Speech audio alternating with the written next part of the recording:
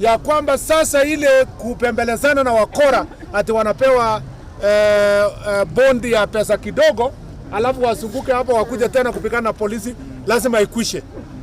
Tumeelewana? Ile shida yenye inafanya hata polisi za wengine ipige wakora risasi ni kwa sababu wanashikwa, wanaenda, wanarudi, wanakuja kuchekelea polisi kuambia sasa tulifika wapi, hakuna penye tumeenda. Si ni ukweli? Na tumeambia polisi mtu yoyote mwenye atakaribia police station piga yeye risasi. Mtu yoyote.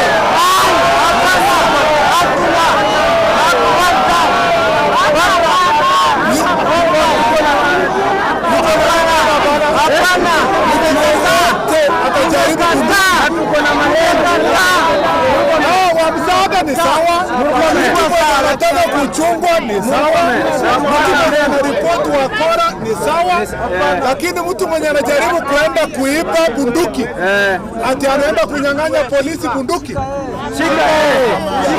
shika mtu ananyang'anya bunduki,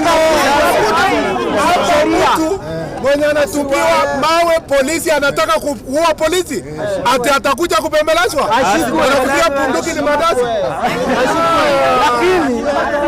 Lakini wananchi wa area hapa mwenye anakuja kuripoti, mwenye amekuja kukosea nini, mwenye amefanya nini, anaandikiwa, unapeleka kotini, hiyo anapelekwa kotini.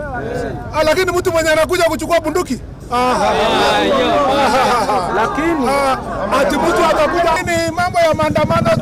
Wakati utataka kujipanga kufanya maandamano yako, kuja hapa ambia OCS niko na maandamano tarehe fulani, nitaanza saa 3 na maliza saa 10, barabara ndio hii nataka kufuata, nitakuwa na placards yangu.